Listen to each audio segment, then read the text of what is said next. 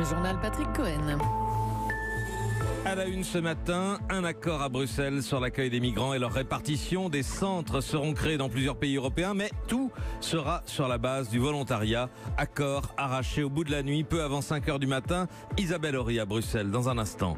Une fusillade de plus aux États-Unis, cette fois dans la rédaction d'un journal du Maryland, près de Washington. 5 morts. Simone Veil entre dimanche au Panthéon, mais sa dépouille sera exposée dès ce matin dans la crypte du mémorial de la Shoah à Paris. Dans un quart d'heure, ses fils Jean et Pierre-François Veil seront les invités d'Europe Matin. Dans ce journal, l'entrée en vigueur du 80 km/h dimanche qui fait le bonheur des assistances anti-radar, plus 30% pour Coyote, nous dira Daniel Fortin. Un succès français à l'industrie de la prothèse médicale qui emploie 2000 personnes dans le département rural de la Haute-Marne. Visite de la Prothesis Valley à suivre. Et puis on connaît maintenant le programme des 8e de mondial de foot avec France-Argentine demain et les Bleus qui admettent qu'il leur faudra jouer autrement. 4h30 du matin à Bruxelles, un sommet dans l'impasse, une Italie qui bloque tout accord pour obtenir des engagements concrets de solidarité de la part des autres pays sur l'accueil des migrants. Et soudain, l'annonce d'un compromis, c'est la coopération européenne qui l'a emporté, affirme Emmanuel Macron, tandis que le nouveau chef du gouvernement italien, Giuseppe Conte, se réjouit d'avoir fait bouger ses partenaires. Nous sommes satisfaits, ça a été une longue négociation, mais l'Italie aujourd'hui n'est plus seule. Nous nous sentons davantage intégrés, comme nous l'avions demandé. Il a été décidé de créer des centres d'accueil dans les États membres sur la base du volontariat. Ils seront gérés de manière collective européenne. Giuseppe Conte, le Premier ministre italien, au petit matin à Bruxelles. Où vous vous trouvez, Isabelle Horry? Sur quels principes et quelles modalités se sont entendus les 28? Eh bien, le mot-clé ce matin, c'est le mot volontariat. Alors, c'est vrai que sur le papier, l'Italie a obtenu plus de solidarité de ses partenaires, comme elle le réclamait, d'où la satisfaction de son Premier ministre. Il va y avoir des centres dans les ports européens pour accueillir les migrants qui arrivent par bateau. Ils y seront enregistrés et il va y avoir une répartition de ceux qui auront droit à l'asile. Mais attention, la nouveauté, c'est que l'accord de ce matin n'impose rien. Chaque pays dira ce qu'il est prêt à faire. Il accueillera un centre où il prendra des réfugiés de son propre choix. À cette heure-ci, je ne suis pas en mesure de vous dire quels pays vont participer. La France est prête à prendre sa part de réfugiés, mais en revanche, elle semble assez réticente à l'idée d'ouvrir un centre pour le débarquement à Marseille ou à Toulon, officiellement parce que c'est trop loin. Et les Italiens, eux, n'ont pas encore dit s'ils acceptaient de rouvrir leur port. Donc il y a encore des incertitudes. Et puis il ne faut pas oublier l'autre inconnu qui pesait sur ce sommet. Les solutions dégagées sont-elles suffisantes pour aider Angela Merkel? La chancelière allemande doit convaincre ses alliés bavarois. Elle semblait un peu inquiète ce matin. Isabelle Horry à Bruxelles pour Europe 1. Chacun prendra sa part donc, mais personne ne sera obligé.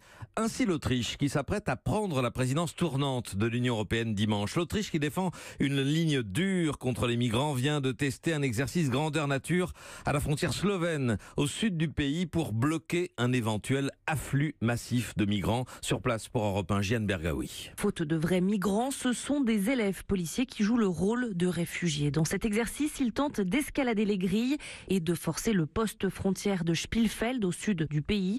Face à eux, plusieurs centaines de policiers et soldats qui essayent de les repousser. Un scénario réaliste, assure Mario Kunasek, ministre de la Défense FPE, l'extrême droite autrichienne. On ne doit pas être pris par surprise, comme en 2015. On veut aussi envoyer un signal aux passeurs. Ici en Autriche, on est prêt à protéger nos frontières. Renforcer les frontières de l'Autriche, c'est la priorité du chancelier conservateur Sebastian Kurz. Mais cette démonstration de force en pleine crise migratoire européenne est loin d'être anodine, analyse l'éditorialiste Barbara Todt. Chez Sebastian Kurz, c'est toujours entre le théâtre et le marketing. En amont du sommet européen, il voulait se montrer comme un homme fort et puissant. Une fermeté assumée. Sébastien Kurz a déjà annoncé qu'il rétablirait les contrôles aux frontières si l'Allemagne décidait de refouler les migrants vers l'Autriche. Vienne, Jeanne Bergaoui, Europe 1. 3 chiffres enfin avant de refermer ce dossier. 6 Français sur 10, 60% estiment que la France accueille trop de migrants. Sondage Odoxa pour le Figaro ce matin. 100 000, c'est le nombre de demandes d'asile en France l'an dernier. 43 000, celui des personnes placées sous la protection de l'OFPRA au titre du statut de réfugié. Et dans cette Europe en crise ou dont les valeurs sont en crise, la France s'apprête à rendre un hommage national à une grande européenne. C'est l'un des visages et l'une des dimensions en effet de Simone Veil qui entrera au Panthéon dimanche en fin de matinée avec son époux Antoine. Le président de la République sera seul à prendre la parole pour un discours qui ira bien au-delà de l'hommage à une personnalité d'exception. David Doucan. D'abord, le crime ultime, l'Holocauste, sera au cœur de cette cérémonie. Départ du cortège funèbre au mémorial de la Shoah, mais aussi sous la nef du Panthéon, une photo, celle du four crématoire d'Auschwitz.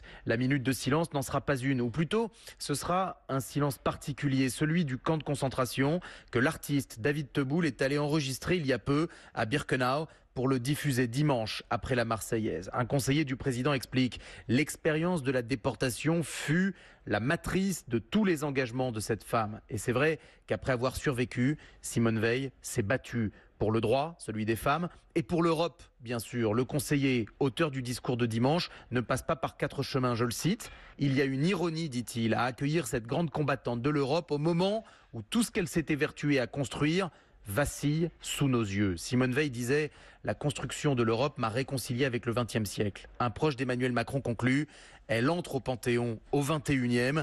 Notre mission à nous est d'empêcher que ce soit le siècle de la disparition de l'Europe. » Et David Doucan, et avant le Panthéon, dernier hommage à Simone Veil au mémorial de la Shoah. Dès ce matin, des milliers de personnes pourront se recueillir devant son cercueil 1 an, presque jour pour jour, après sa mort. Jean et Pierre-François Veil seront nos invités juste après ce journal.